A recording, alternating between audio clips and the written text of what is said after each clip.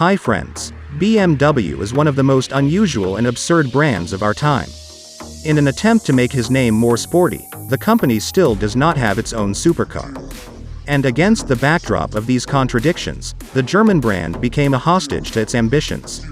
I remember how the Germans mocked other market players for using all-wheel drive and a front-wheel drive platform, and today they themselves use these developments and transferred almost the entire model range of the M division to an all-wheel drive layout.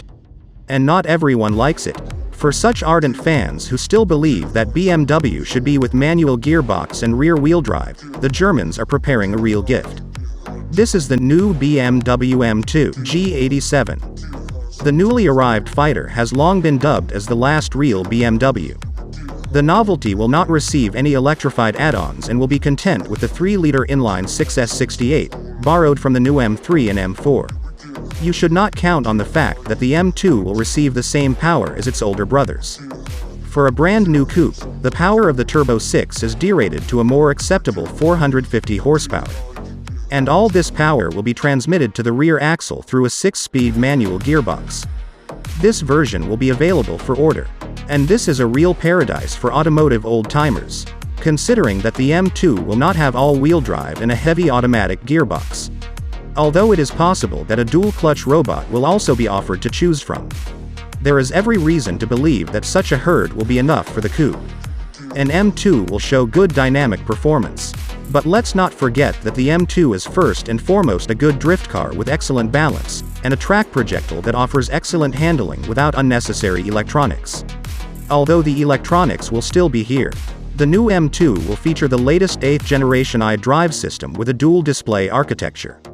We saw a similar implementation in the new 7 Series.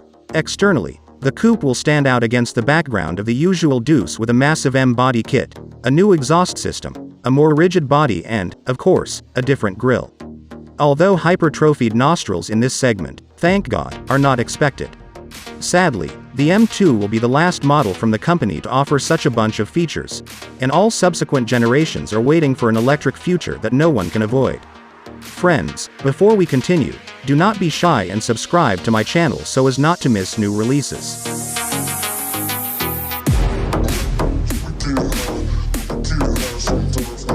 After months of speculation and rumors, Volkswagen Group CEO Gerber Diess confirmed in a lengthy interview that Audi and Porsche would still take part in Formula One.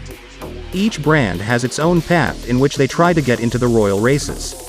In the case of Porsche, the German brand plans to establish a long-term partnership with Red Bull, and Porsche will also be able to develop its theme of synthetic fuel, which will become one of the main innovations in the royal races for the foreseeable future. So Porsche has at least one good reason to be part of this celebration of power and speed. Do not forget that the German brand has invested a lot of money in the construction of a plant for the production of synthetic fuels. This money needs to be returned. Audi has chosen a different path and plans to buy McLaren's sports division for €500 million. While the deal has not yet taken place, at least there have been no official statements from either side. And the British even deny the very existence of such a proposal. I'll make a reservation right away that this whole process will take some time and both companies will enter the royal races only in 2026. Why this particular year? This is the year when huge changes to the racing regulations will be made and all companies will have to return to the drawing board, which means that Porsche and Audi will have a better chance of successfully starting the new season. Let's see what will come out of all this in the end.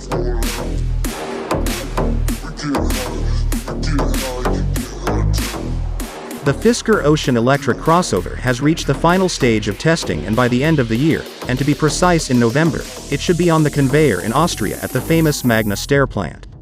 The crossover itself stands out for its good off-road performance, at least according to the company.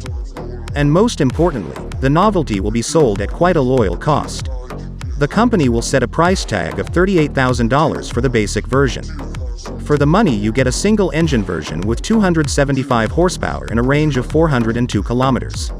If you want something more powerful and extreme, then you should pay attention to the twin-engine versions. There will be several. The most powerful will offer a return of 550 horsepower and a range of 562 kilometers, and the price of twin-engine modifications starts at $50,000. Quite a popular crossover. The company will reveal more details about the new product closer to the launch of the production itself. Well friends, that's all for today. Subscribe to my channel so you don't miss new videos. Good luck so far.